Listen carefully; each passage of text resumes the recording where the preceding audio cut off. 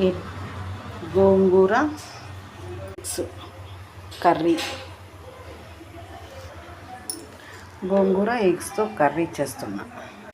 ఒక కట్ట గోంగూర బాగా వాటర్లో కడుక్కొని నీట్గా వాటర్ అన్నీ వెళ్ళిపోవాలి. కాస్త పచ్చిమిరపకాయలు,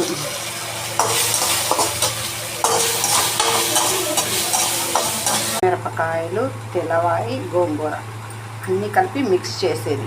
అంత రాళ్ళుప్పు ఆరోగ్యానికి చాలా మంచిది. ఇవన్నీ కలిపి గ్రైండ్ చేసుకుందాం. అంత పసుపు, ఎగ్స్ బాగా వేయించుకోవాలి. ఇంత ఎర్రగడ్డలు బాగా రెడ్గా, గోంగూర, ఒక స్పూన్ కారం పొడి, ధనియాల పొడి. Emmy tasty egg curry and